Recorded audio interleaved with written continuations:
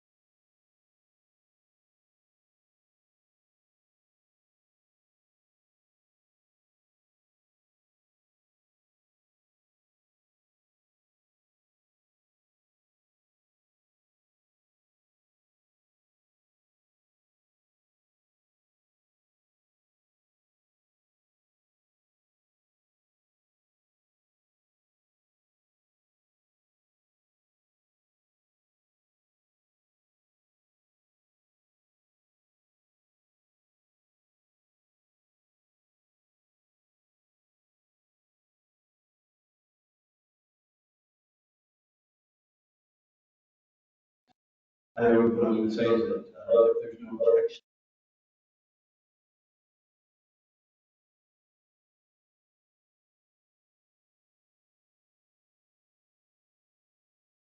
we'll go into Alvin.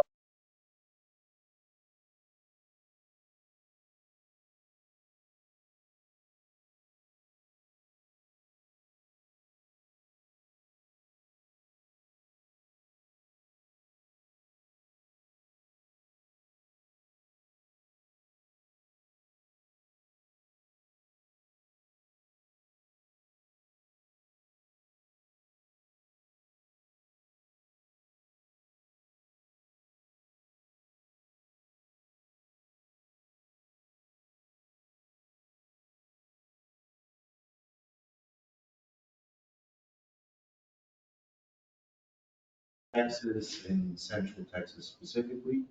Um, we are, we've been in business for 7.5 years, going on 8 years, and very excited to be part of this. Hopefully, any knowledge that I can share will be valuable and will help you guys.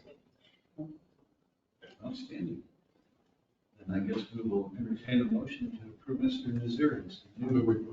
Second. Motion is second. All in favor, say aye. Any objections? Motion passes. Welcome aboard, sir. Thank you very much. All right, so that is the two action items. So I will turn it back to Dominic for the staff update.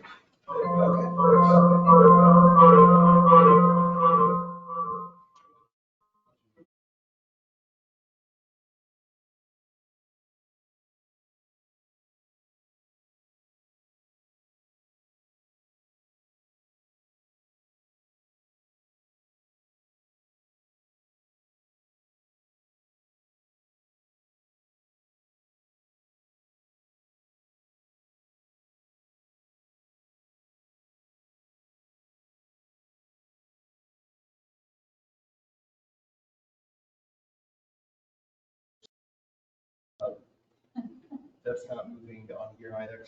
So you all have it in your packets. First is the FY 25-26 multimodal project discretionary grant. So this is for the 25 to 26 funding cycle. Deadline for this is May 6th. It's coming up shortly. But this is 5.1 billion available for that. There's three main tranches of funding for that. First one's the MEGA program, National Infrastructure Project Assistance. This is for large, complex regional projects, unlikely to be funded by other means, has to generate national.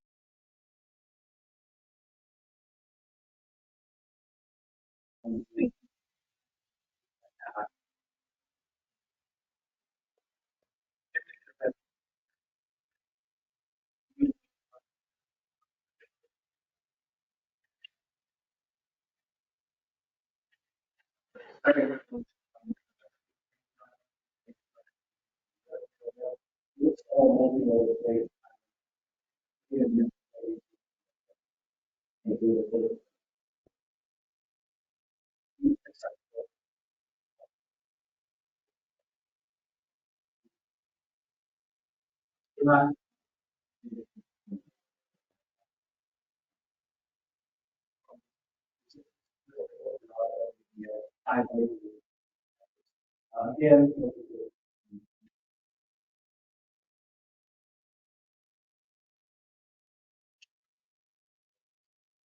This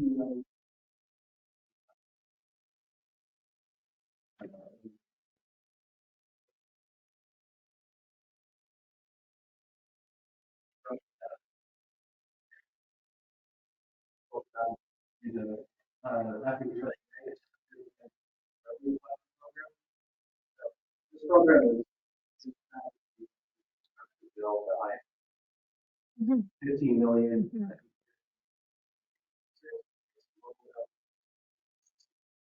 These items can be discussing the road, roads that they over. So, asking of the all what to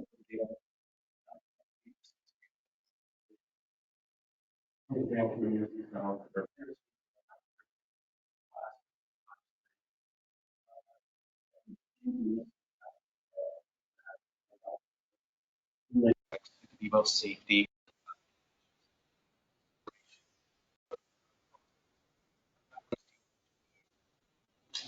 Lastly, is the bridge investment program. This one's due October 1st this year for planning projects and November 1st for construction. So it's what it sounds like, just large bridge projects, anything over 100 normal bridge projects, equal to or less than 100.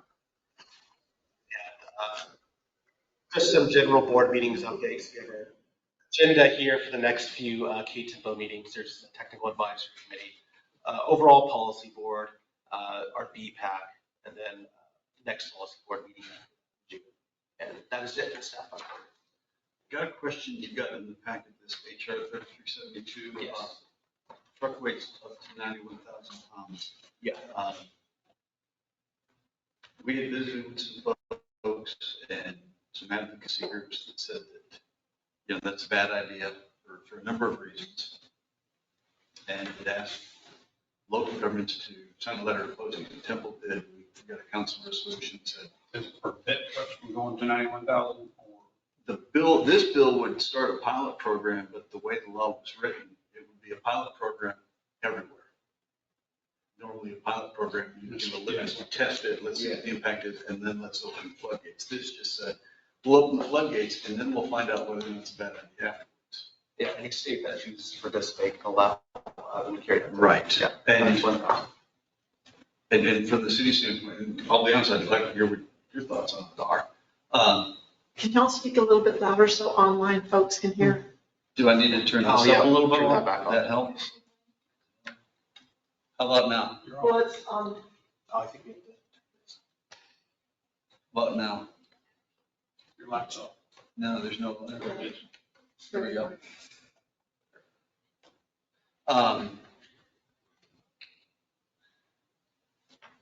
Our take on it was adding the weight, then that's gonna add more wear and tear to the roads. What's the current? 80,000. So about 5.5 tons. Have you heard, and I haven't bothered to check on it, just to see if it's just jogged my memory. Is it still sitting in committee? Yeah, the last update, it's just placed on the union calendar. I think it was in committee before that, the Transportation and Infrastructure Committee. So I think it just is yet to be voted on. Similar to the other two bills on there, which both of them are also about maximum weight stuff. HR 3318, increasing maximum weight with a variance of 10% per axle, that commercial vehicle, just for certain goods, dry bulk goods that can carry on the interstate highway. The CARS Act allowing automobile transporters to operate on the interstate highways at increased weights. So 10% increase for certain types of auto haulers. Both of those are in like markup sessions for their committees. They're just amending it and making changes to them. So no, none of these three have been voted on yet. Was there any data in it? Like, here's the average based on the weight scales, here's the average truck weights across, you know, say it's going to an average grade, but a lot of times they bulk out more than they weigh up. Depending on what you're on. So one very important distinction that I saw here between this HR 3372 and HR 3318 is the increase in number of axles. So 90% of road-going trucks have 5 axles. Right. My trucks have 5 axles. So this would not apply to me because it's almost impossible for me to add an axle to my truck. So I would still be limited to the 80,000 pound maximum for as far as 3372 goes, which is a lot different than 3318, which allows you to stay on the same amount of axles, just be able to go up 10% in weight, which technically is making the gross maximum allowable weight at 88,000, up from 80,000. So this one, the first one, is more geared toward, let's say, gravel trucks and other trucks that have those extra axles that they can drop down. So you're not going to see a big usage of that, I think, with highway trucks.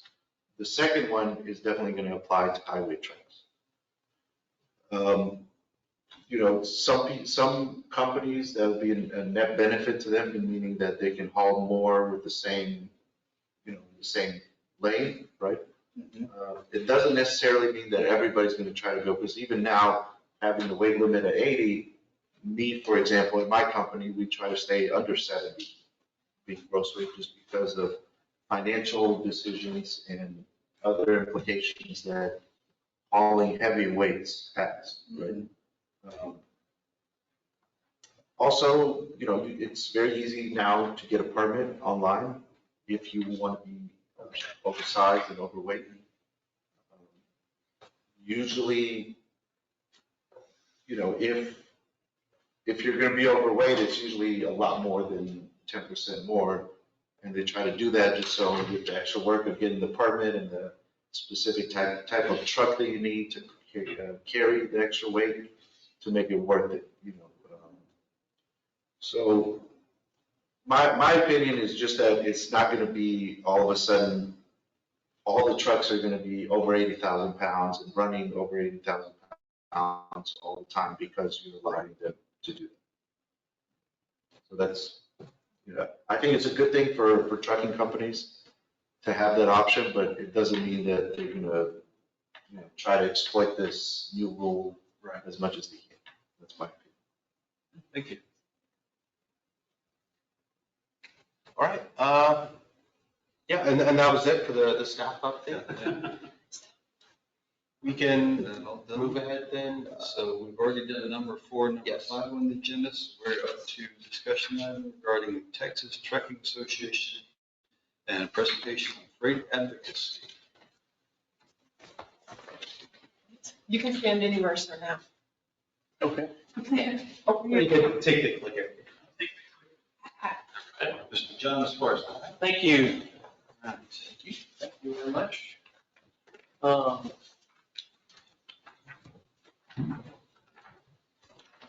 Appreciate the opportunity to meet with you guys here today, and Dominic, thanks for reaching out. I won't touch anything after, but I believe you said the audio is coming off the laptop, correct? Yeah, but everything's resolved now. We're good, okay, excellent.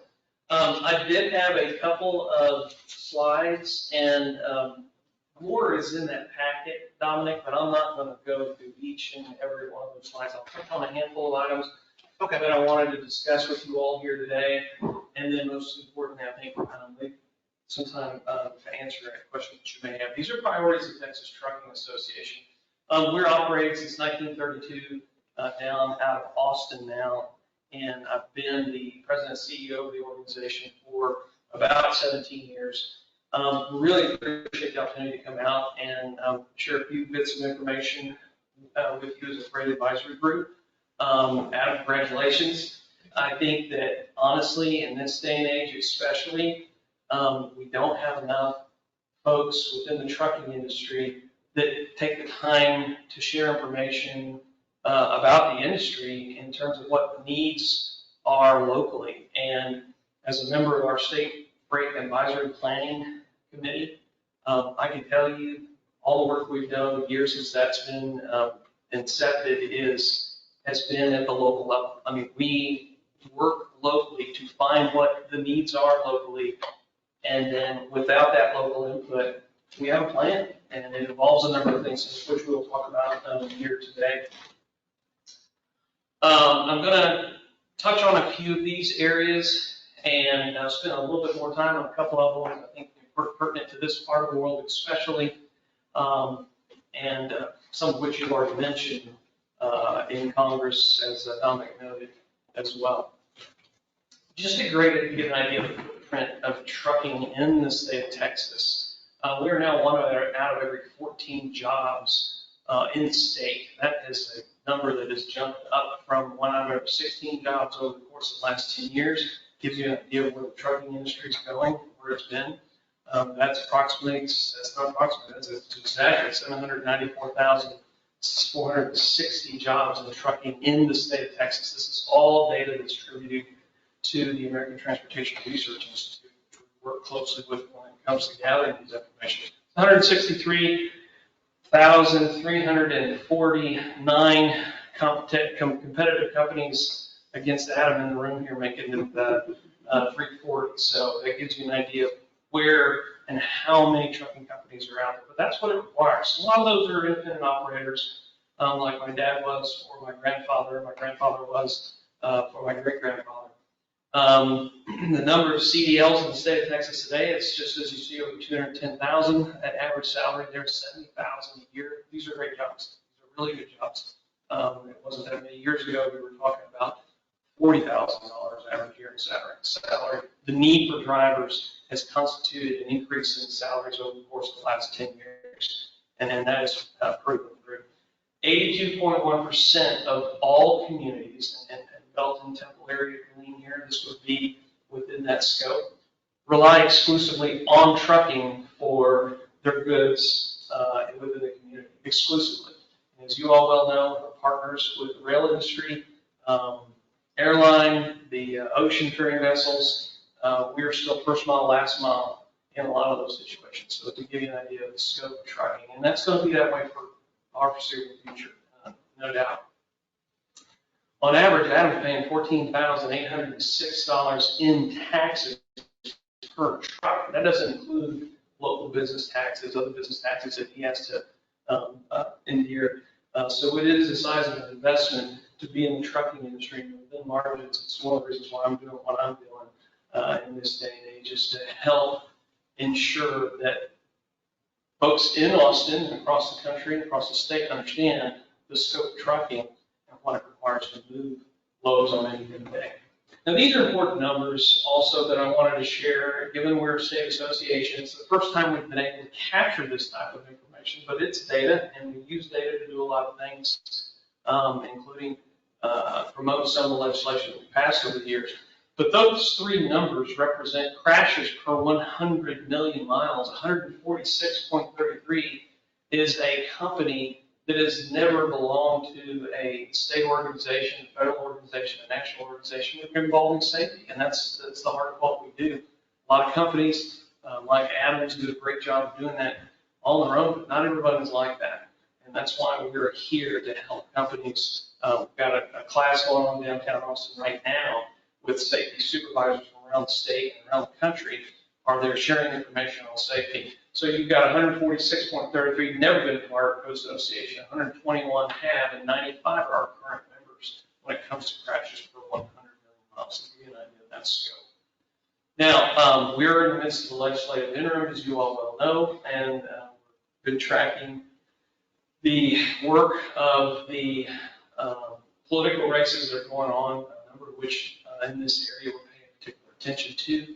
And here shortly will be a legislative session will be upon us. But this past legislative session, the one I wanted to mention in particular, is what we've been able to collectively do with our state legislature regarding the issue of fraudulent Mexican LFCs, which is the equivalent to the CDL. Those of you unfamiliar with that issue, it goes back to our NAFTA agreement, which later became USMCA, in that we had a reciprocity in place based on an early pilot program, based on the need to shore up that we've got a phenomenal partner in Mexico in terms of our economic prowess in a state that's, as you all know, is in a global position, being the 9th largest economy in the entire world. Our largest trading partner in Texas is Mexico. Our largest U.S. trading partner is Mexico. There's lots of reasons why this program works and why we're going to continue to work to improve upon it. It also involves consequences that weren't thought of in 1991 or in 1998 or in 2005, when all these adjustments came to play, when we have what we have for us today as USMCA. And what's occurring, you only have to turn on the news on a nightly basis to see what's happening with regards to immigration. But what is occurring is we are seeing a lot of fraud within the issuance of the Mexican CDL. It's not with Mexicans in particular.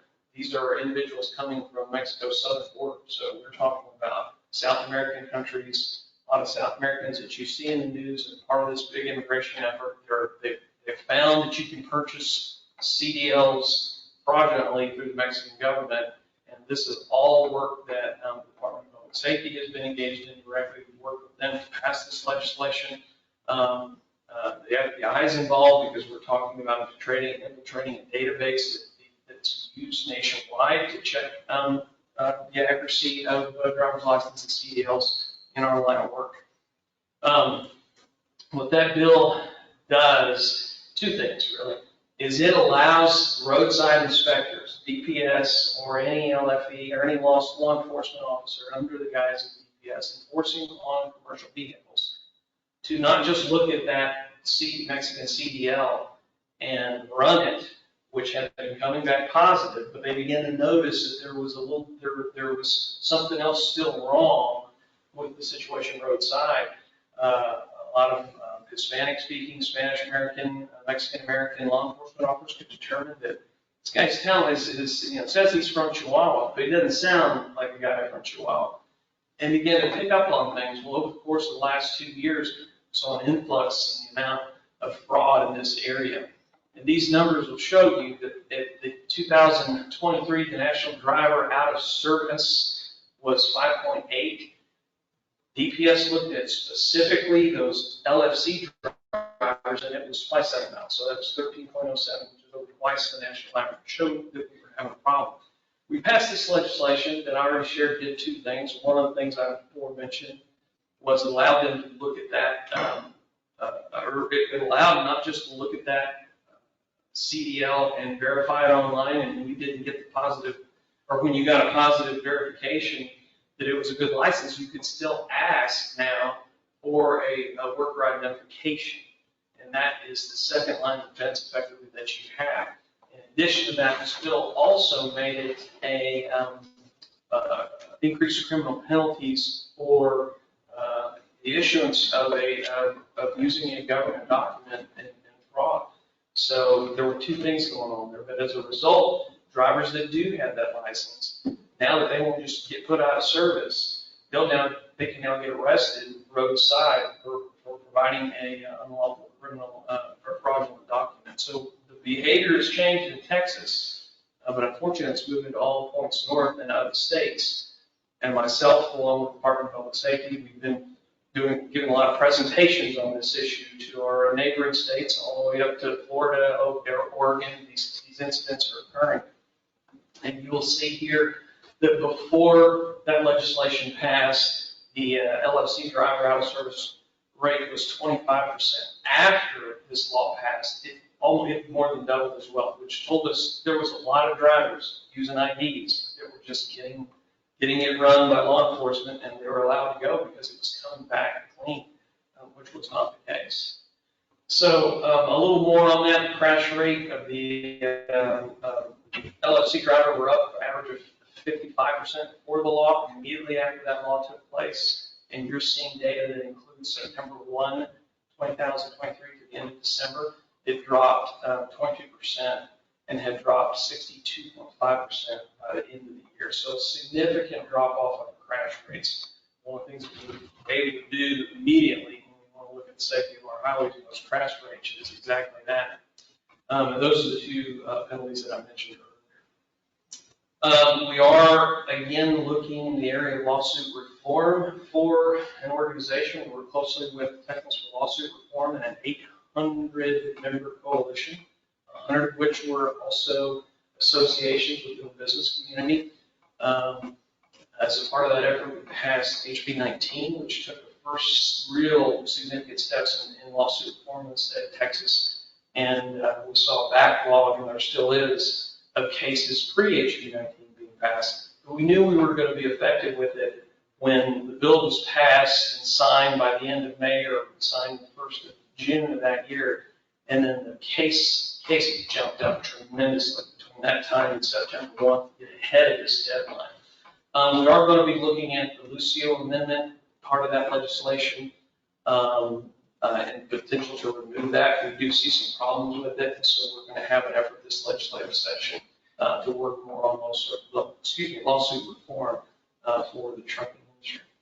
And those areas that we're going to be looking at specifically are caps on economic damages, dealing with plaintiff abuses and medical damages, third-party litigation funding disclosure, and potential for truth in advertising as well.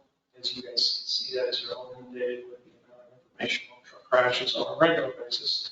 Also looking at annuitizing future damages, and I think the bigger challenge that we're going to have is the legislative makeup, as I mentioned earlier, with recent elections, what we've seen, and the number of runoffs that we've got. We're going to see what that landscape looks like. And then by the time we get to the fall, of course, we'll have a second set of interim charters out there from the House. We've just seen the ones in the Senate. And as we make progress toward the November election and ultimately the makeup of leadership of the House, regardless of what occurs in this legislative session. So we're going to be paying close attention. I know we've got someone within the trucking industry, Pat Curry, up in this part of the world that has been in the industry for a long time.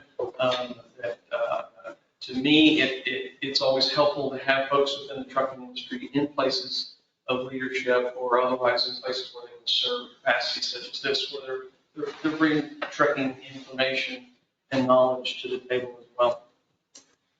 I think you all were talking about it a little earlier.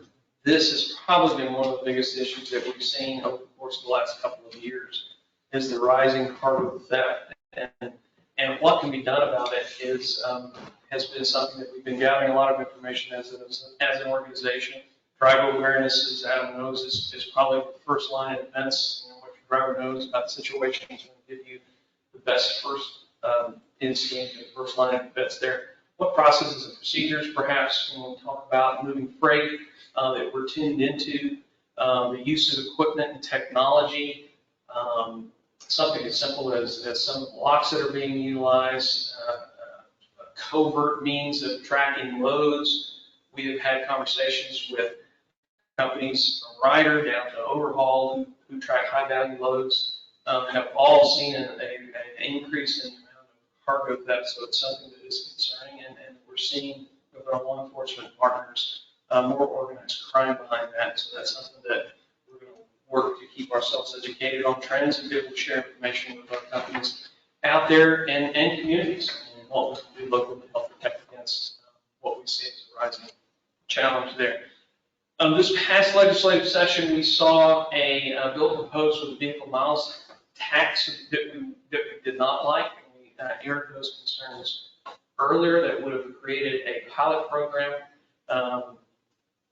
When we brought all the concerns we saw with the VMT proposal to the table, it did change dramatically. We do expect that would likely to be reintroduced, but we will work with the legislature and whatever means that they need when it comes to looking at new modes of taxing the trucking industry. Biggest concern over the VMT is who gets to participate in that. As it says today, your tax is assessed to RAC, and that's got to be a 99.999 participation rate.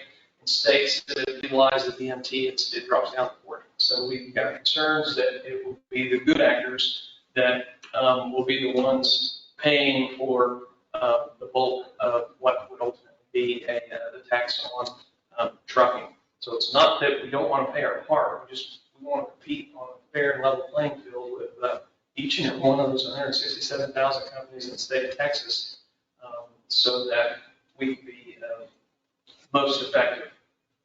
Also heard you all talking a little bit about weight, and a couple of proposals that were on the federal docket or in Congress currently. We have seen those issues from time to time as a state. A lot of them are one-offs, like what I've got on the board here, that in this case you were talking about a bill that would have extended a permitted load in Brownsville, Port Brownsville. Back at the time, and I went back and looked several years ago, almost decades, when that bill first instituted as a local bill to promote the movement of freight out of Mexico to the Port of Brownsville, primarily for produce, for steel coil and fuel. And now it is primarily fuel, and that has been expanding incredibly. Talk about weights of trucks. Those trucks out of Mexico are 125,000 pounds. You see pictures of them. There's several axles underneath them. They're big fuel tankers. The challenge is they were obtaining those permits in these port areas, and they weren't getting accurately weighed or weighed at all, and they were hauling 130, 135, 140,000 pounds of fuel. So they were severely overweight. We began to get calls and contact from our TxDOT partners, our law enforcement partners down in the valley that were showing us pictures of the road and, full-on lunch boxes sitting in the bottom of ruts that you could still see coming out of the top of the road. I mean, it was getting bad to the extent that this is probably still an issue we will see. It's ongoing in the valley. We're probably going to see legislation like this that starts to look at something very localized. Not like you mentioned earlier, which is more of a, everybody at 91,000 pounds. I would also offer, when you start looking at increasing weights generally for everybody, what we have found, and we have in almost every case that we've seen anything like that, have been opposed to that as an industry. When you start to get into these one-offs, there are areas where we can understand, and in cases we don't oppose, we may not support, or others we may say, we understand that it's for one particular company, Caterpillar, it's a 6 mile, the permits go into the highway, and you've got a good actor in this particular company, and they're actually, building that road out on a regular basis for the county as well. So there's places where it works. There's places where it draws other concerns. By and large, when you're a trucking company owner and you've invested millions and millions and millions of dollars in equipment, you expect an ROI over a course of years into that equipment. You put maintenance into that calculation, and if the next thing you know, you move the ball, where now you're at 91,000 pounds, or now you're at 100,000 pounds. Michigan moves at 165,000 pounds plus out in that area, that's standard. But as far as our federal highways, that 80,000 pounds, and what you see going up and down the highway here on I-35 at 80,000 pounds, would otherwise require an overdimension, would otherwise require an overweight permit if it's not divisible. And that's the magic word. It's divisible when it's required to be 80,000 pounds. Otherwise, you're obtaining permits to move those loads. And in some cases, you see standard county permits at 84,000 pounds that are special tolerance permits for aggregates in areas. So weight is a sensitive area. By and large, the association is not going to generally support increases in weight. We'll work with you on these local areas, and if we can ever be helpful up in this area, we'll be glad to do that. Otherwise, it gets our attention when you start to move the ball when it comes to increasing weights over time, especially truck parking. I mentioned that we're part of the State Freight Advisory Group. We worked over the course of the last several years on truck parking. I feel as a state we are behind the ball when you compare us to other states. We need more parking. It's that simple. When you start talking to drivers, it's not just about parking, it's about the amenities associated with parking, safe parking, well-lit parking. These are things that we work collectively with TxDOT and partners, and that's been a great partnership. As we went right to work looking at existing roadways and parks and parking, and work to maximize the parking available today so that you're increasing the opportunities for parking.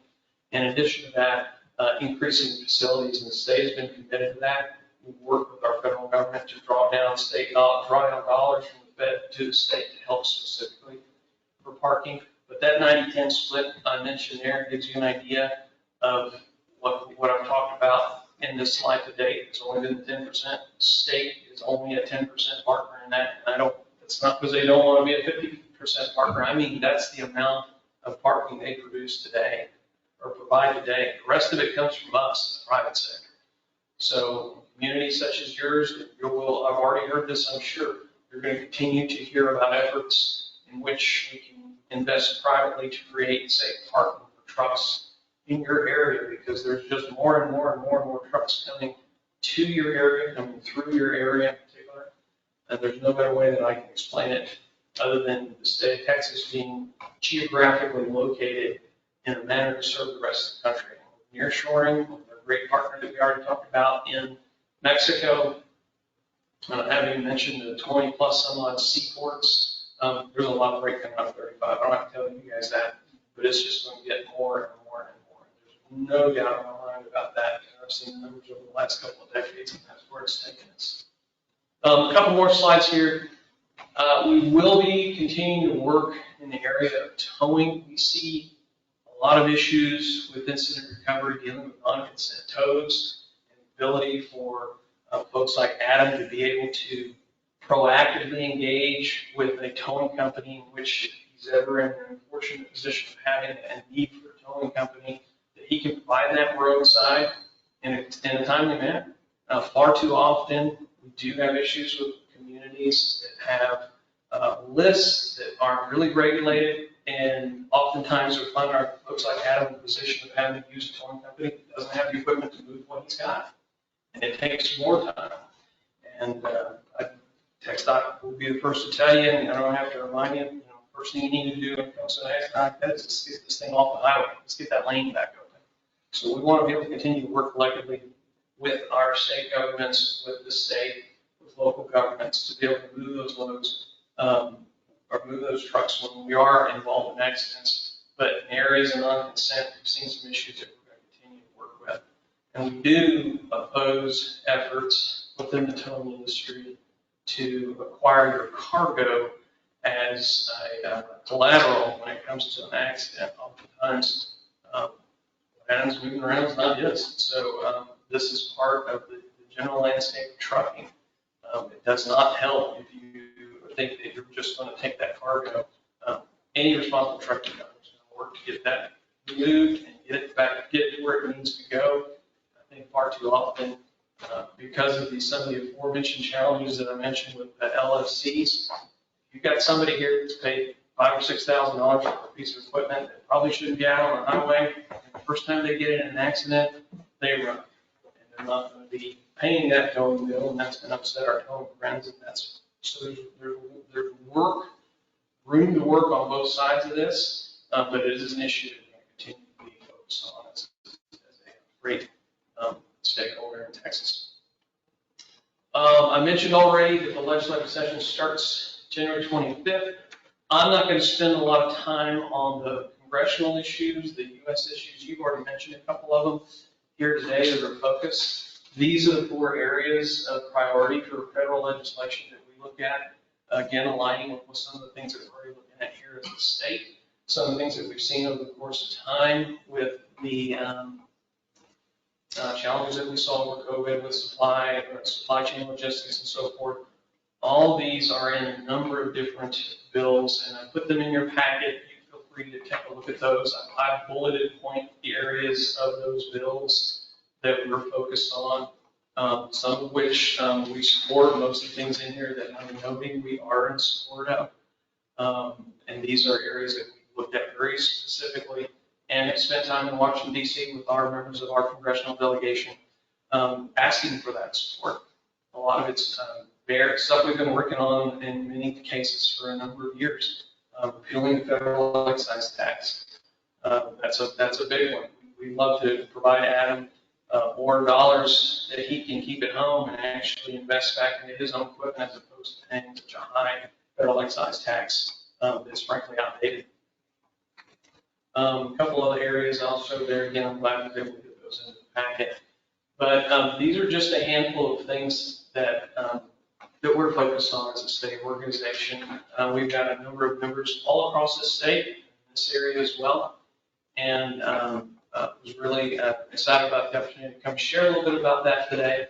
It's a lot of information, but most certainly if there are any specific questions that you have here toward anything that you presented on or anything that we didn't talk about today. Thank you.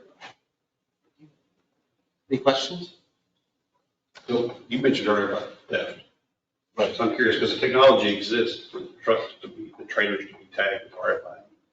It does. So how, because the reason they're not doing it? This day and age, you even see companies that excel on those high value load securement, where not only do you have that RFID device, there's an area of privacy and security there as well. But in cases where the American Transportation Research Institute partners with automotive carriers that will have that RFID, they are able to obtain some of the information that I shared with you here today, first and foremost. Secondly, criminals get very good at finding those devices and very quickly to the extent that you've created a somewhat of a cottage industry in which you have companies that not only track your load with an RFID device in it, but they're tracking it by the minute, and they're tracking each and every load, whether it's 5 or 10 or 15 minutes off course, whether it's stopped where it was supposed to stop, and then drivers getting a call. The company's first getting a call and say, hey, we noticed a little discrepancy here of what was planned route. And when you've got the amount of loads that a guy like Adam's moving on a regular basis in 48 states, these companies specialize in tracking every one of those everywhere. And it's not just the United States, you're seeing it global as well. I think you're going to see more of that, especially with the rising issue of cargo theft. Because the one thing 2-3 years ago, this particular company was able to provide during the course of time where lawsuit reform was really pressing on insurance rates was relief in insurance rates. Based on using that technology, the insurers were noting that the level of theft and the level of even accidents are down so drastically for companies that utilize those technologies. They were able to afford a greater insurance rate. So at the end of the day, the system works, and insurance will drop ultimately on those companies that are showing a history of a pattern of rates that are, whether it's accidents or theft, that are prevailing for them. I mean, the technology definitely exists. It's a game of cat and mouse the whole time. Now there's tracking devices that look like an actual stoplight that you can put on a trailer, which, it works both as a stoplight and a tracking device, because originally they were little boxes that you would stick onto the trailer, and those are just yanked out and they stop functioning. So there is that. I just think as far as the local government and the state government, just having better communication, because if a trailer is stolen in Temple, it's not going to stay in Temple. It's probably heading down to Laredo, or it's going out of Texas, going west, or anywhere, right? So there needs to be some kind of communication and say, hey, this is when we thought it was stolen. It would have been in Laredo by this time, or it would have been in El Paso by this time, or just, having better communication to kind of work together and track it that way if there is no tracking device on the unit. What I wanted to just ask a question about is, would it be a possibility for when it comes to truck parking, for example? I know there's a lot of rules and regulations for businesses that build on the interstates, how much easement you're supposed to have, how much, how it looks, how it's supposed to be paved, and all of that. I think it would be very beneficial to work in having maybe, not having no rules, but a little better rules, because, if you're wanting to open a parking lot, space is your best, your most valuable commodity. So losing a lot of space to easement, for example, would definitely deter you from say, okay, I found 3 acres, but 1 acre is going to go towards easement, just things like that will entice people to, because I don't think having roadside parking is necessarily safe. Those are only in use for if the driver is staying in the truck. If the driver wants to leave the truck, they're usually outside of city limits. They're not safe, they're not secure, so the private sector building parking lots around interstates and major highways that allow drivers to go there, whether they pay a nightly fee, a monthly fee, weekly fee, anything like that, is going to help a lot with the parking situation. You know, I will say also, for instance, 2 weeks ago, the San Antonio City Council was faced with an issue about making an area, residential area restricted to trucks. And they were seeing a problem there. You have more trucks parked in that area than you should have been. And we have a problem with that too, when you start to impede the lane within a community. But we're also sending a message to the truckers that live in that area as well. They just want a safe place to park. And instead of the city suggesting that we'll just force them out of there, well, where are they going to go? And I think we can be more proactive in working on solutions, community. And we'll get the private sector involved in helping us locate an area, what you're mentioning, where you can secure vehicles where they can park appropriately overnight, whether they're staying at a hotel, motel, or what have you, or they live there. And I think that's part of the thing that we looked at and says, look, we're proposing solutions for a symptom of the problem. We're not working on the problem. The problem is exactly that. You need more parking. You need safe and secure parking. And you're going to need more of it than we need today in the future. So it's going to be a challenge for, I'd say, every community, especially those that share proximity with a vital artery such as I-35. We had a case, I had large logistics company reach out to the city and said, we want to have overflow parking. This is the property we're looking at. Can we do truck parking here? And the answer was no, not on most of it, because it runs on I-35. We've got an overlay district that prohibits or restricts that kind of thing. Now, there's ways that they could pull some or part of that property out of the overlay. But again, that's expensive on their side. One of our other requirements is that parking has to be paved. And informed me, they said, that's no problem, we're going to pay. But I've had other ones that said, I want to open a parking lot and, lease it, or whatever, however the business model works. We're just going to throw gravel down, and our code won't allow that. So then that idea goes away. And there may be good reasons for our overlay or some of our paving requirements, but it makes it difficult for the truckers and the drivers to do the right thing. Because we've had multiple complaints through the industrial park. I had one that I still need to schedule a meeting on with Holiday Inn and Golden Corral. The problem's been starting to develop where the trucks are parking on the shoulder of the frontage road, right up to the entrance to the hotel and restaurant, to the point that vehicles leaving that entrance road can't see traffic coming down the frontage road.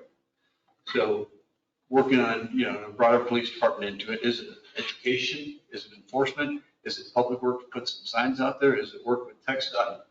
Put some kind of barriers that parking there is impossible. I don't know what the solution looks like yet, but it goes back to your point of, okay, what's the problem? Well, the problem is there's no good place for them to park. So if you don't provide the opportunity for people to make a good decision, you can't really be surprised when some people make a bad decision. Yeah, it's, there's a government mandated hours of service, whether that's federal or state. So with congestion, delays, you name it, they don't get the opportunity to plan as far out as they would like. And that's part of the issue. We're seeing delays. Now the location where they're going to be overnight can change drastically. And how we give them the opportunity to communicate, hey, here are great parking areas within the community of Central Texas. Those are things that the future will have, no question about it. But I think it starts with saying, in many places it's not popular. Is it, this is going to be where we're going to put a truck parking facility that we can all agree on. Here it is. 10 years from now, 5 years from now, we may all agree that we like it there. And I think that's part of the challenge based on what is growing around, Holiday Inn and the location there for the restaurant is a great example. We've got to be able to identify those places and invest in them. And you will have partners within the private sector to do so. if you so choose, I can guarantee you that they're calling me on a regular basis looking for opportunities to do just that with such as yours. I think one of the questions I have, and I'm going to assume that somebody has cracked the code on this, which you're talking about, where they just drove up and took your trailer while it was parked. If the city was to put a public parking area, okay, we put a police cruiser out there, we hire private security, what's the process to ensure that the person picking up that trailer and driving away with it is allowed to do that? That they aren't fraudulently saying, yep, that's my trailer, and off they go. I mean, there's got to be a system it's not just a parking, it's a secure parking. You said that a number of times. I guess that's the question. What's that process? What's that system look like? You're now talking about what would otherwise be a truck yard. Yeah. And by and large, the majority of the folks that are making these movements, they're not disconnecting and needing a place to put that trailer overnight. If they're in transit, they're going from Laredo to Minnesota. So they're looking for something like that. That combination is going to stay together. By and large, now it could be instances where you're looking because you can some service work within the town or so forth. But those are usually different needs that the company starts to engage in, and it's a tight network. I mean, as an example, there will be partners that Adam has, friends throughout the network that knows he's got a yard here, and maybe we'll communicate with him and say, hey, can we work something out? A lot of times truckers are in that situation just because of the big fear of that situation. I don't want the driver having to deal with that roadside. I don't know where. I just think a good example of how a business or even a community could benefit from trucks is if you look at casinos. They make a big lot for truck parking, and they'll send a shuttle, go into that lot to pick up drivers, bring them to casino, and go back. And what I was saying about the roadside parking that you have, I think there's one about 20 miles south of Temple. That's just a little bit too far for those drivers that spend the night to eat at a Temple restaurant, to go buy anything. So if we don't provide the shuttle, at least have something like that, whether it's in partnership with a private company, where it's a yard with a pin lock, to go in and out of, but just have something that makes it easier for somebody to, because I've thought about that business model myself, and like you said, having to have it paved, which is a lot of land, having a lot of restrictions if it's right on 35, things like that just make it harder for the private sector to provide that as a service to truck drivers.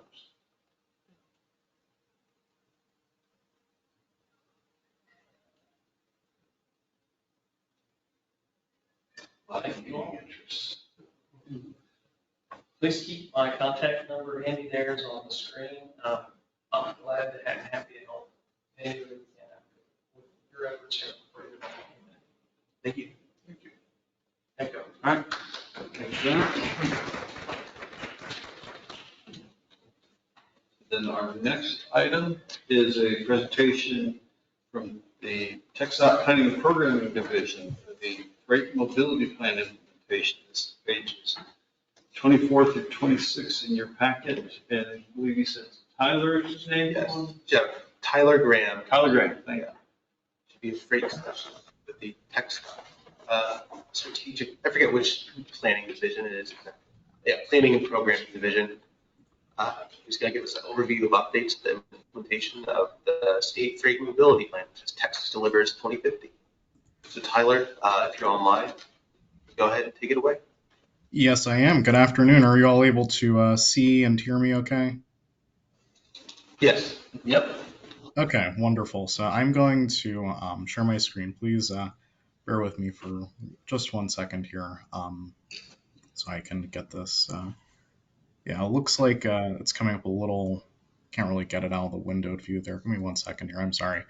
But allow me to introduce myself while I'm getting things set up here. My name is Tyler Graham. As Dominic mentioned, I am the interim freight systems branch manager here at the Texas Department of Transportation. I work in the Transportation Planning and Programming Division based out of our headquarters in Austin. Although today I am joining you all virtually from Phoenix, Arizona. I have been asked to speak at a couple of events this week. So thank you, Dominic and the staff, for the flexibility in allowing me to present to you all virtually, and hopefully I can make it up to Belton soon in person. But without further ado, I'd like to provide a brief implementation update on Texas Delivers 2050, which is our most recent state freight plan. And just to confirm, are you all able to see the slides okay? Yes. Okay, thank you. So Texas Delivers 2050, as some of you may know, is our most recent state freight mobility plan. And these products are the most recent, or these products are federally required documents that we have to produce every 4 years, and I'll dive into that in just a second, that really serve as our chief keystone policy and programming documents for improving freight mobility across the state. This was a very collaborative effort. We traveled all across Texas, including to this very committee, throughout the development of this plan to gather your feedback. We worked extensively with the Texas Freight Advisory Committee, so thanks to those of you, including John, who are on that committee as well, who join us when we have those meetings, typically down in Austin. And this really, for the next couple of years, is going to be our keystone document for defining how we want to improve freight mobility within, through, and from Texas to the rest of the country and the rest of the world. So I want to provide a bit more background here on sort of where we are in this freight planning process. So this most recent plan, which was approved by the Federal Highway Administration around this time last year, is the first one that was published with since the passage of the Infrastructure Investment and Jobs Act, the IIJA. Before that, the last plan that we did back in 2018, our Texas Freight Mobility Plan, that year, that was done under the guidance of the FAST Act, which required state freight plans to be submitted to Federal Highway Administration every 5 years. And IIJA has shortened that timeline from 5 years to 4 years. So what this means in the grand scheme of things is that beginning really in the next couple of years, and possibly as early as this year, we're going to be talking about our next freight plan already, which it definitely feels like it's been a short timeline to all of us, for sure, but it's something that is something we have to do now with the new law that we have under the federal legislation. And what hasn't changed under IIJA, though, is that this is still the keystone document that we have for defining projects, that are eligible for National Highway Freight Program funding. That's really what the main piece of this is, and Texas receives well over $100 million every single year for freight-specific projects. But as I'll get into in just a second here, that is really only one piece of the pie when it comes to identifying freight projects that are the most supportive of freight across the state. But before I dive into the project side of things, I want to talk about the programming recommendations as well. Texas Delivers 2050 made 22 freight policy recommendations, 8 freight program recommendations, and 14 freight technology and operations recommendations. And within the context of this plan, when we're talking about policies and programs and technology and operations, we're mainly speaking about things that TxDOT can do, things that TxDOT can support, things that TxDOT can collaborate on. And you can see some of the items that we've highlighted here in terms of some of the priorities that we identified. And again, this was all very stakeholder driven in terms of the feedback that we received. And that directly shaped our policy and program recommendations. So we took those recommendations, and this is a snapshot of where we are right now.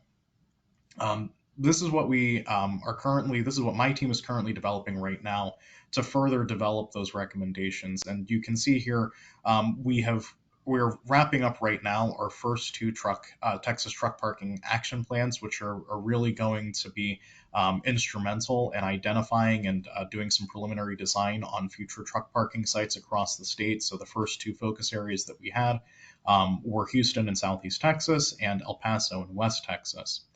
Those are wrapping up right now, and we'll have a final report that will be available online within the coming months.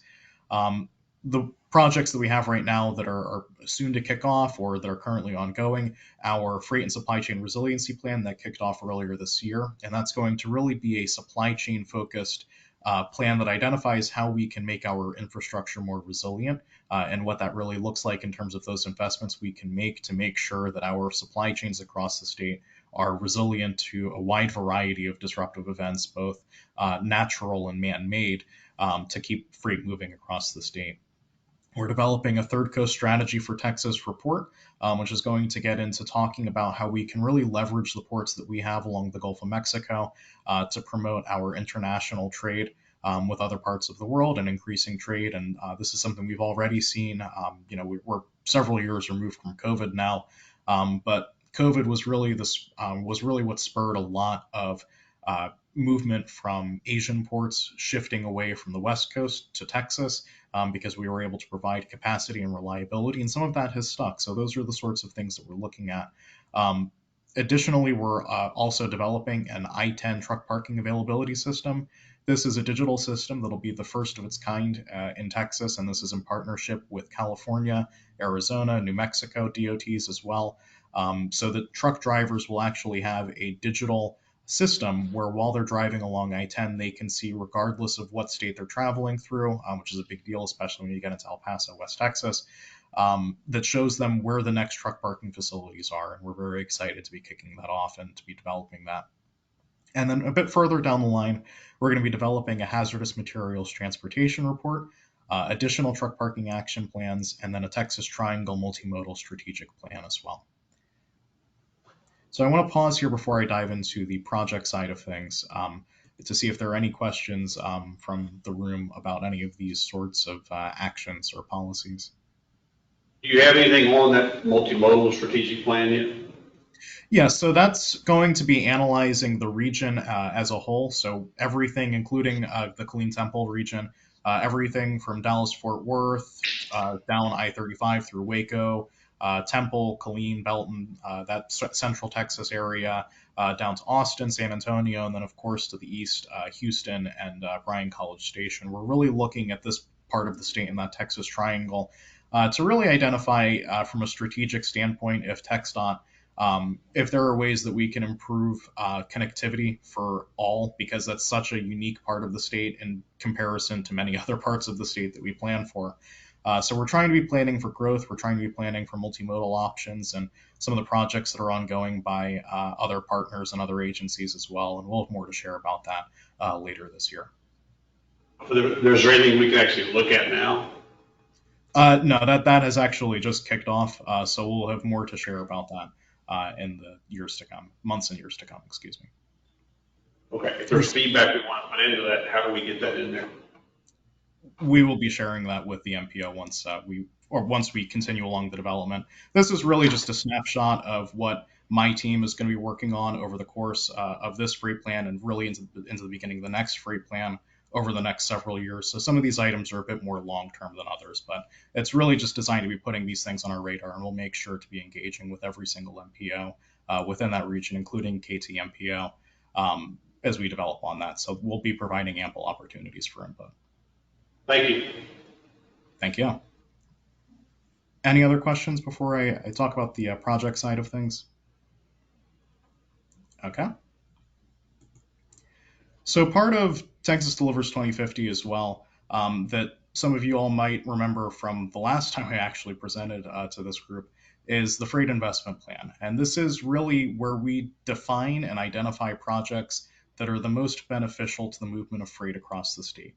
All of these projects come from our UTP, so there's nothing new here, there's no surprises, but this is our way of prioritizing and promoting these projects of being as being especially important to the movement of freight. This Freight Investment Plan, again, was a collaborative process, and it's another document that is available on our website, TxDOT.gov, as part of Texas Delivers 2050, that you're able to review and take a look at and see where we have prioritized projects as high, medium, and low priority for freight. But as a whole, this includes 2,224 projects from our UTP at a total project cost of $62 billion. And again, this includes projects large and small. Some of this is constrained, some of this is unconstrained. And it's really designed to be identifying and prioritizing these projects based on their relevance and their importance to the movement of freight. So looking at the Killeen-Temple region in particular, within the MPO boundaries, the Freight Investment Plan included 25 projects, 22 of which are fully funded. And this graph here, not to get too far into the specifics here, because those are available on our project tracker and and some of which are included in the Freight Investment Plan itself.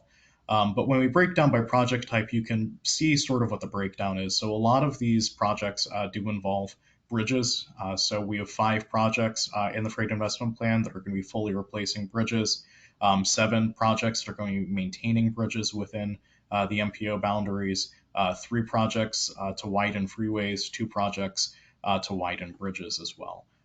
So these are all on routes that we've identified as part of our Texas Highway Freight Network already, and this is really prioritizing those based upon their importance to the movement of freight. And when we talk about the status of those projects, this is taken from the TxDOT project tracker, which I'm sure many of you have already had some experience with in the past. But in terms of progress, you can see that a lot of these projects are moving forward and are progressing within the MPO region. 8 of these projects are either currently under construction or construction will be beginning soon. 9 of these projects are scheduled to have their construction beginning within the next 4 years. 3 projects are scheduled to be are scheduled to be under construction within the next 5 to 10 years. And then we have 1 project that is currently still in the planning phase on a 10-year horizon, along with 3 projects that have been modified or consolidated since the Freight Investment Plan, and therefore the status has changed alongside with it. So this is just a very high-level overview about the breakdown of these projects. For specifics on the project status, I would encourage you to reach out to your district engineer, depending on which TxDOT district the project is in. This is just really designed to be providing a very brief, high-level overview of what the Freight Investment Plan does, what the resulting impacts are, and a status of where those projects are right now. So with that is my update for today, and I will take any further questions about this.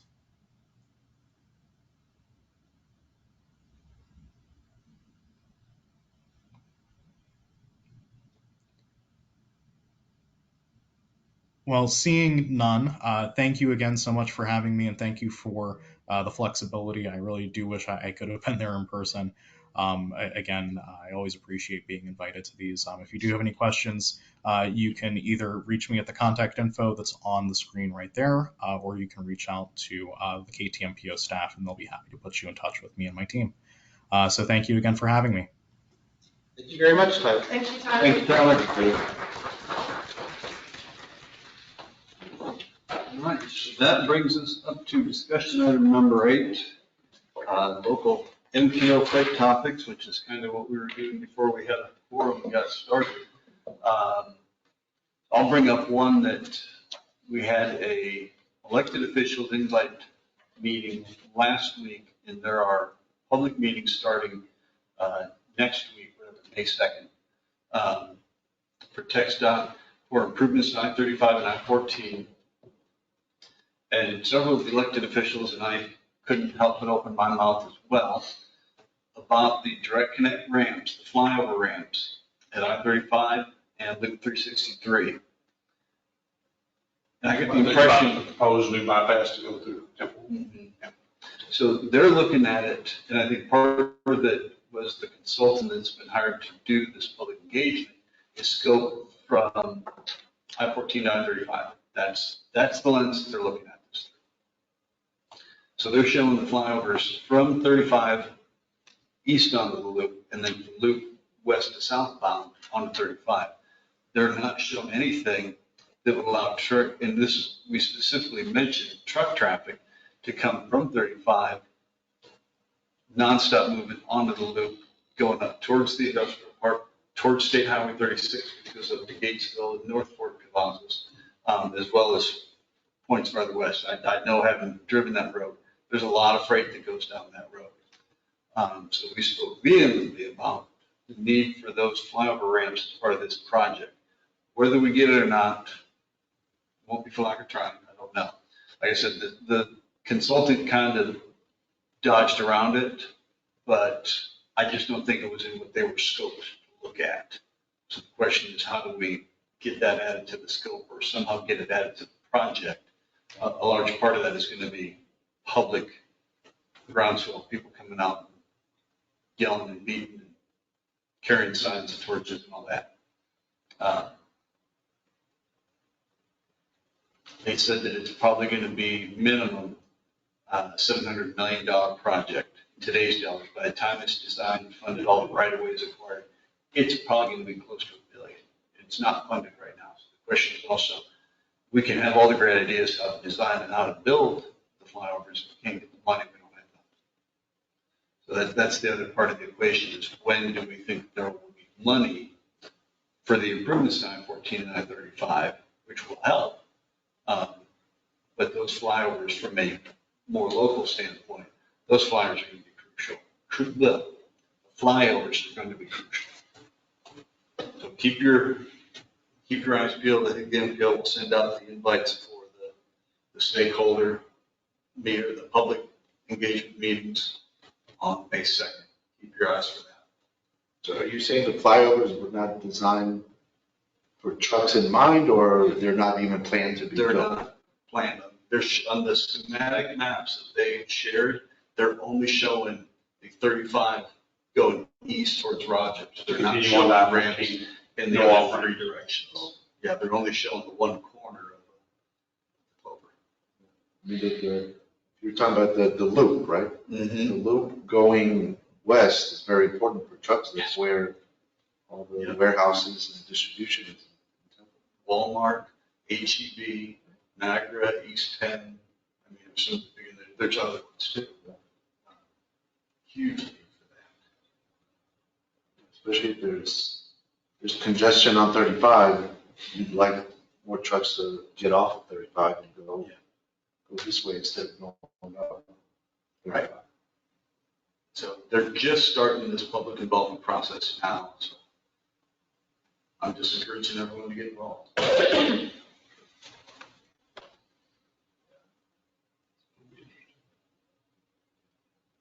Right, any other freight needs, issues, anything, possible ideas for future speakers or organizations to bring to the committee?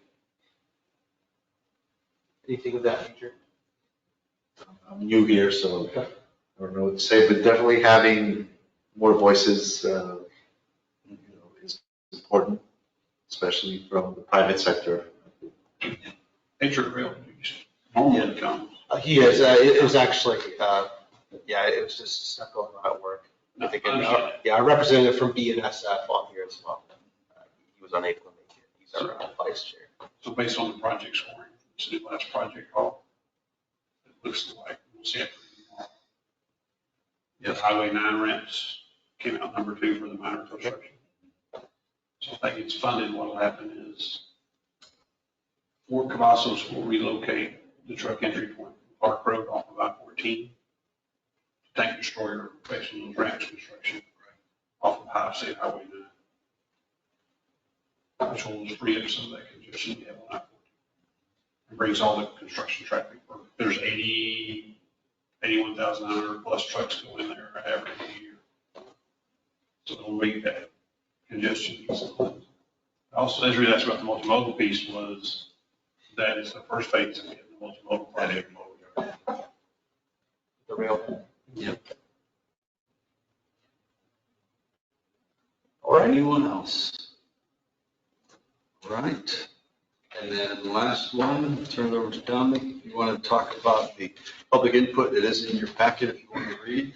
Yes, I believe this is a regular agenda item for all KTMPO committees and boards. So it's just public input received for the NPO as a whole through emails, public hearings, media, social media, or any other form of communication. So you just bring these to our committees and boards, make sure they're all aware of public concerns, have any opportunity to respond accordingly.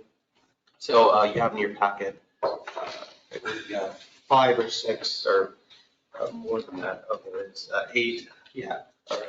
Okay, yeah, it goes on for more than that page. So yeah, we have a lot of comments on here from both meetings and Facebook and email, different outreach events. So hopefully you've had a chance to kind of look through this, or you glanced over the packets beforehand. But you could take a few minutes here to see if there's any comment here that if you have any. We got a lot of pushback about the microtransit program. Not that I've heard. That's going to be fully implemented in May. That's whenever they're going to begin to expand it to 5 cities. Right now, it's just the pilot program. Yeah, work process. I will tell you they're averaging 3,200 riders. Yeah, I mean, that's They're wildly successful. Yeah, we had our last public transportation board meeting back in February, and then the program was only like 2 weeks old. Yeah. I think went from like a couple of people on the first day to several hundred by then over 2 weeks. So that's from that I've heard it's been incredibly successful. So hopefully we see similar kind of outcomes in Temple and Belton. Yeah, no, I mean, it's everywhere else. they probably have some of the similar population issues. Don't have a driver's license or only have one vehicle. So the spouse takes one vehicle to work, the other spouse, was kind of stranded until they come home.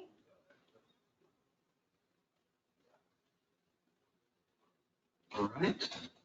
And next, we have local freight topics. There's another agenda. Any other member comments?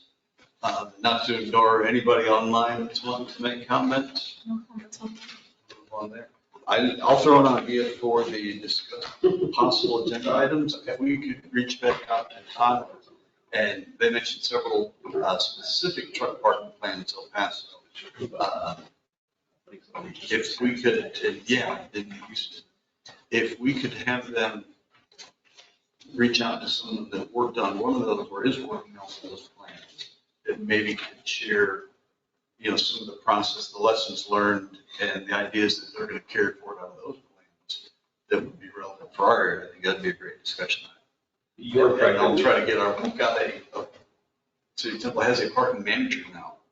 Okay. Because we've got the 2 parking garages. So if I can't get him to maybe 2. Yeah, we use a mall parking lot for truck parking. Yeah.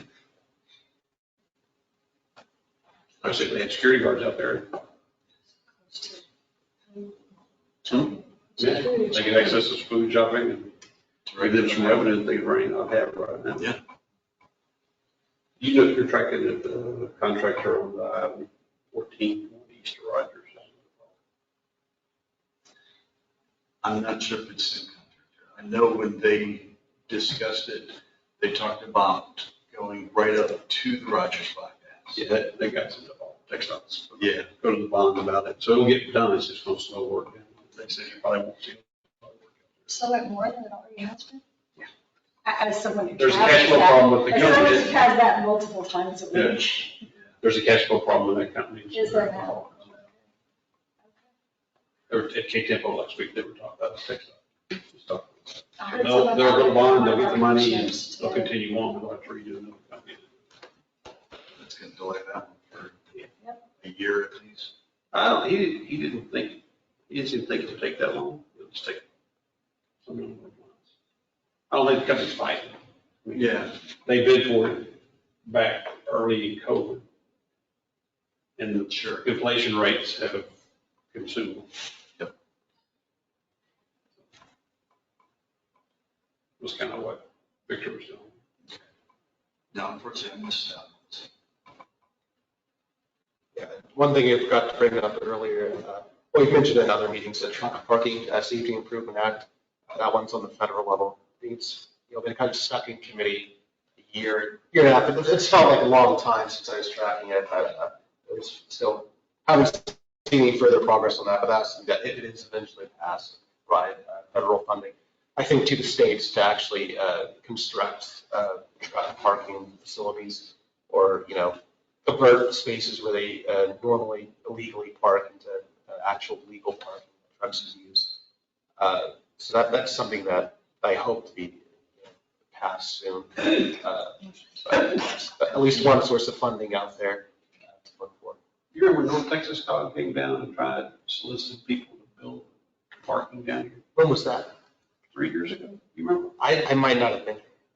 vaguely. Yeah, they came down in a presentation about, hey, we need help truck parking. I don't know if they were offering funding to help. I wish I could recall more about it. I'll find it, I'll shoot you Yeah. the presentation. It's been 3-4 years. I don't remember exactly when. That was their issue, was places for trucks to park that had security. Basically, you could reserve it in advance of arrival. You just may know where you're going to be at the time when you're going to hit your park. So you could reserve it, have some kind of security facilities to use. There's all kinds of technology that you can use. You guys, I'm sure, have been to huge parking garages where you know exactly how many parking spots are available in each floor, and what lane, and lane spot, everything. Yeah. It's definitely needed. The parking a truck, there's lots of phases to doing trucking.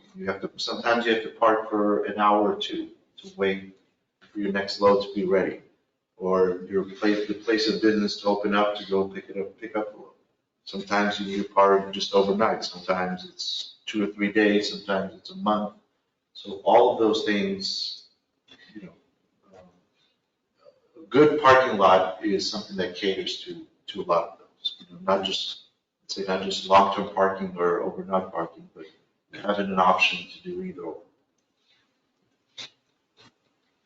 I could see something like where they've got the TxDOT has the sign saying it's going to take you 15 minutes to get to Troy, 20 minutes to get to whatever. If it's tied in with one of their rest areas, if there's parking, to say, hey, this parking lot's half full, parking lot's at capacity, and then drivers can make that decision to go somewhere else. Because I pay for it. That's always the issue. And before we adjourn, John, you want to talk about the next meeting date? Yeah, so before last meeting, which was in October, we had decided on, or we actually officially amended the bylaws where it was a minimum of 2 meetings instead of the requirement of 4 per year, which is why we did this meeting 6 months later. So is that still a good frequency for everyone, doing it twice per year? Would you like to be more frequently and do it quarterly still? Any thoughts on that? If we do it 6 months from now, their next meeting is October, of course, and if we do it 3 months, it's July. I'd say early. The consumer. I'm new and enthusiastic, so for me, the more often the better. But I guess it's up to you guys. You know more about how often. I'm not really sure if there's enough to talk about or what you guys need to discuss. So That's what it comes down to. It's not just call a meeting for the sake of looking at this guy's face.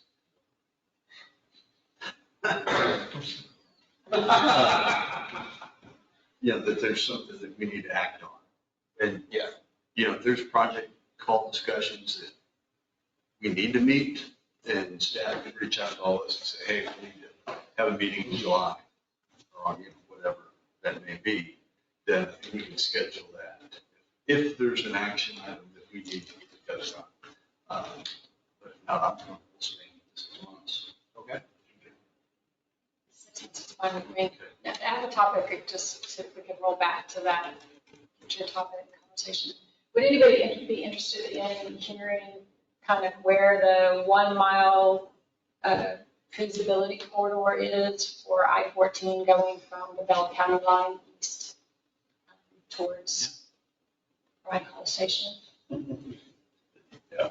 Especially since ECS is a district challenge. So I'm on the Western Leadership Committee, where there's 3. There's a Western, a Central, which is Bryan College Station, and an Eastern group. And so we had a meeting. We'll have this summer a public meeting that'll show the 1 mile wide corridors for the first step in the feasibility study. And if anybody's interested, we can probably get the consultant to either come or do something virtual. Sure. Yep. It's near and dear to may never see it.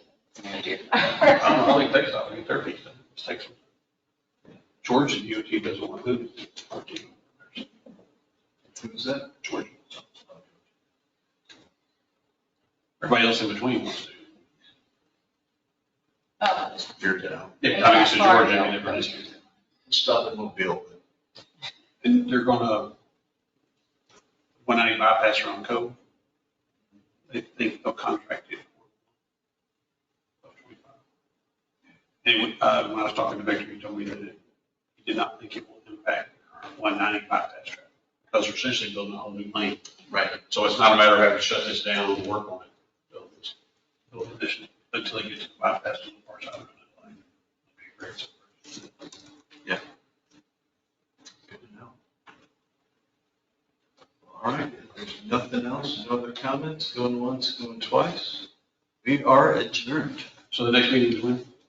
October for now, unless we decide. I'm just put it on the calendar now. That'll be the 4th Tuesday. Same time.